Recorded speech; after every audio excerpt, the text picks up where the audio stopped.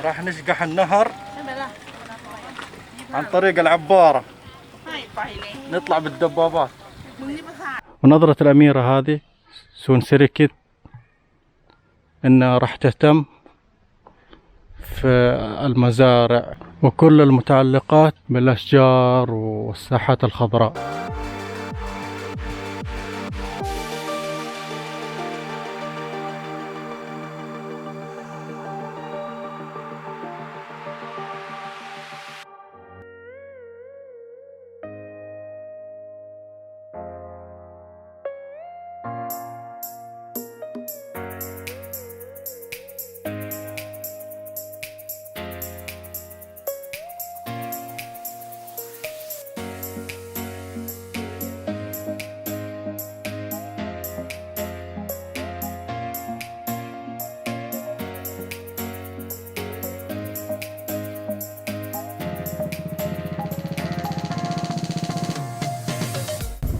راح نختصر المشوار بالعبارة، يعني بدل ما ندخل على محافظة فري راح نشقح من العبارة على طول على محافظة أوترديب.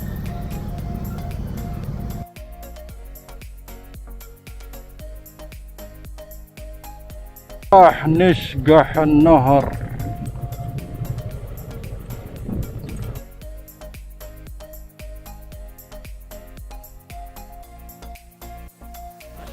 فيلو جلنط.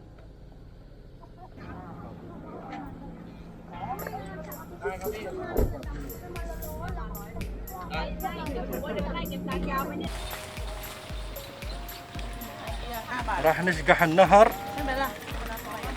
عن طريق العبارة، نطلع بالدبابات.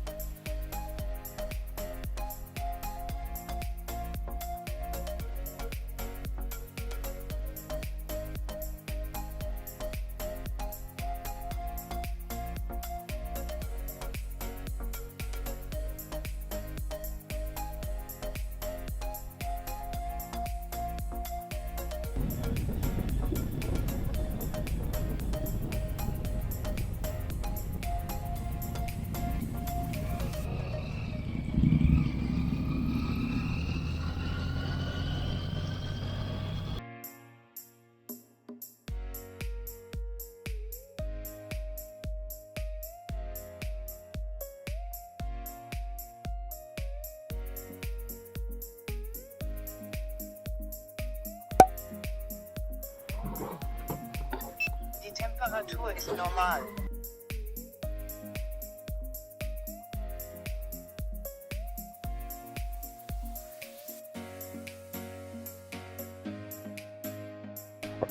شوف الخشب حق الشجرة هذه يسوي فيها.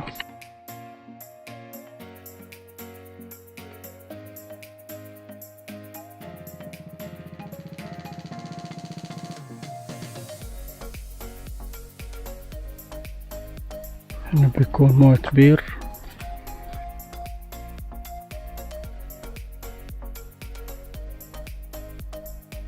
هذه الأميرة جات هنا سوت افتتاح نظرة الملك التاسع عن الاستفادة من قطرات مياه المطر والموية بشكل عام في تايلاند.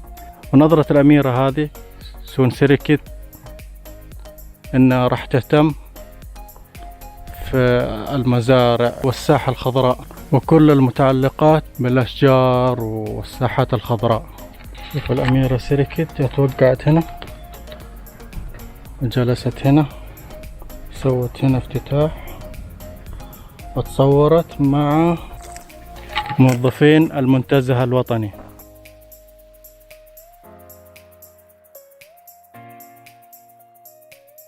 داخلين جوة شجرة كبيرة مسوين في زيارات متعددة. هذه شجرة لها 1000 سنة. نمبهن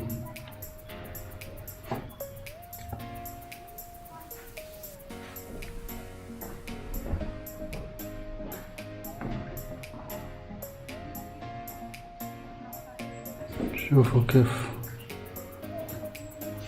ضخامة الشجرة.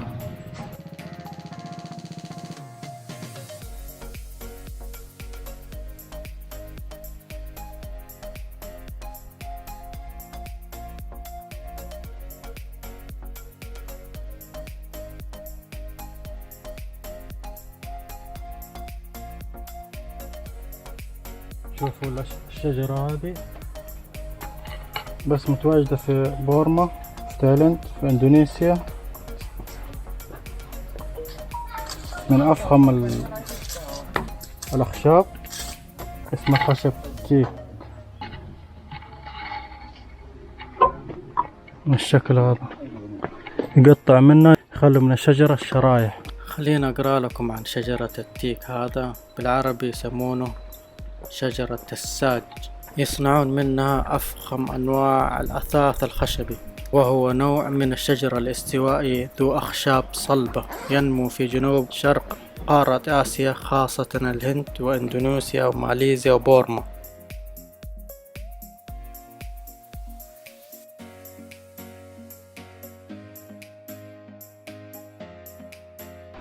احنا الحين في منتزه وطني اسمه تون ساك ياي فورست بارك، منتزه وطني.